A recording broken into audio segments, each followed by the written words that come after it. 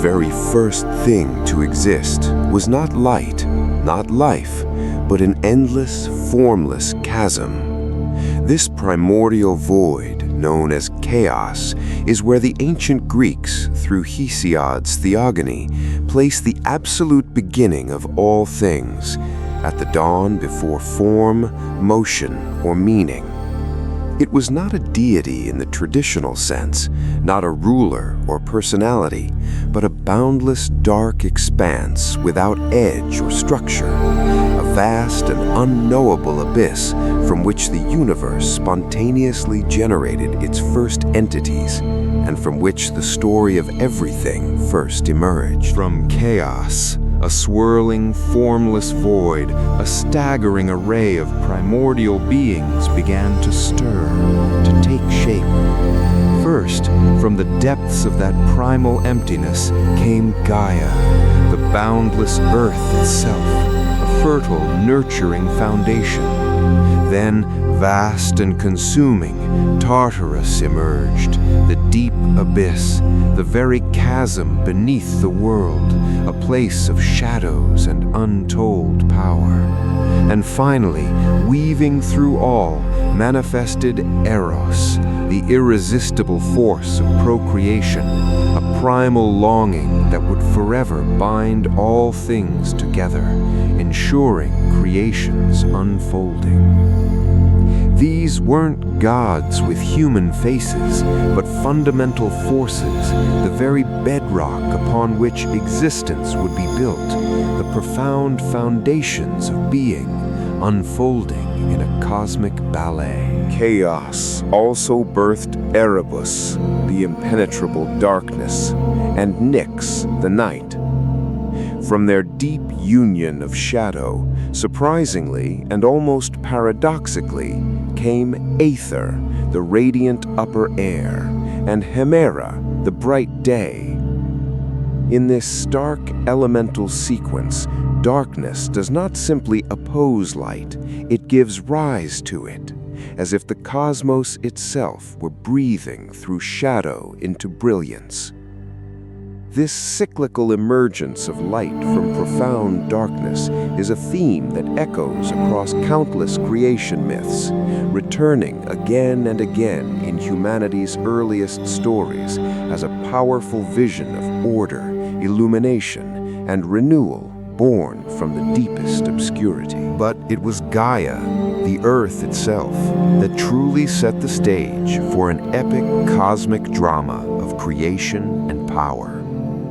Our primary source, Hesiod, tells us that she, by parthenogenetic birth, brought forth Uranus, the starry sky, making him not only her equal partner, but also her destined consort. In the same primal unfolding, she also bore the towering mountains, the Uria, rising in solemn grandeur, and Pontus, the barren sea, vast and austere.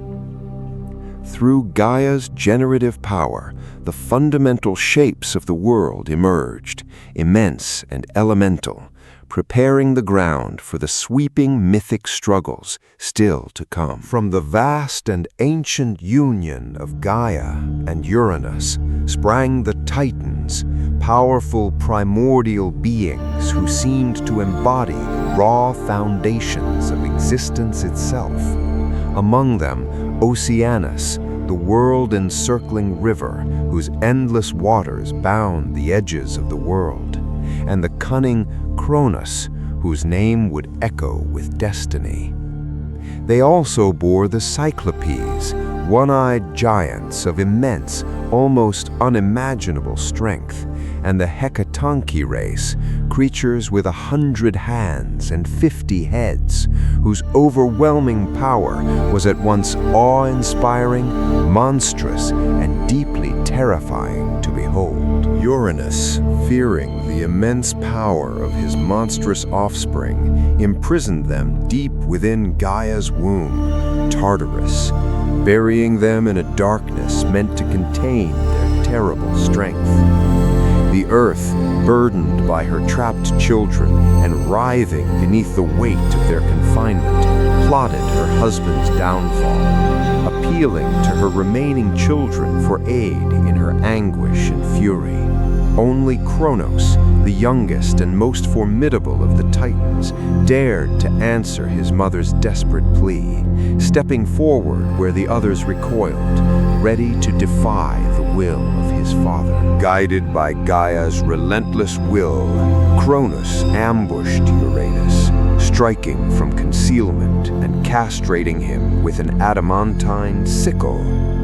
From the celestial blood that rained down and fell upon the earth sprang the Erinyes, the furies of vengeance, and the giants, mighty beings born of earth and sky in that terrible, world-shaping moment.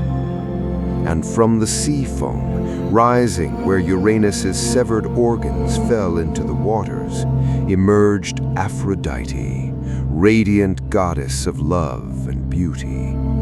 Out of violence came vengeance, from blood came giants, and from the foam of the sea appeared a divinity whose grace would echo through myth forever. This primal act of cosmic castration wasn't merely a brutal deed.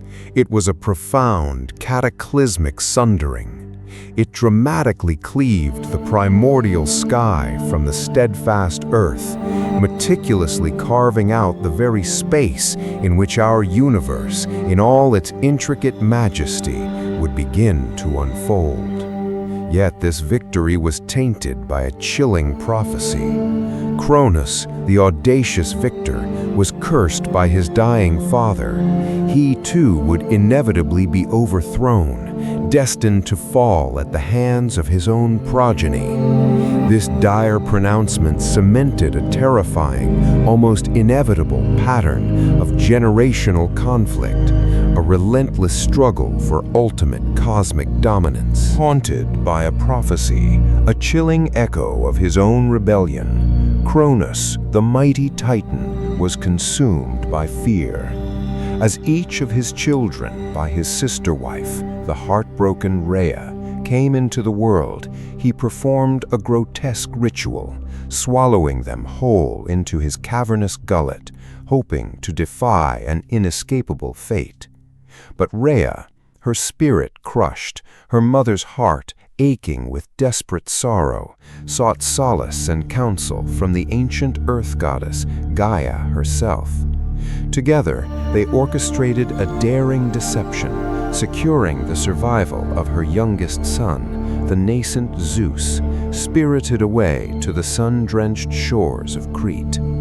In his place, a crude stone, bound in swaddling cloths like a newborn babe, was presented to Cronus, a deception he devoured without a flicker of suspicion. Zeus grew to adulthood, and in time he rose to challenge and defeat his father, Cronus, in a cataclysmic war known as the Titanomachy. This final world-shaking overthrow established the Olympian gods as the new cosmic order, lifting them into power and remaking the balance of the universe. It ushered in an era of relative stability, a hard-won calm after unimaginable upheaval.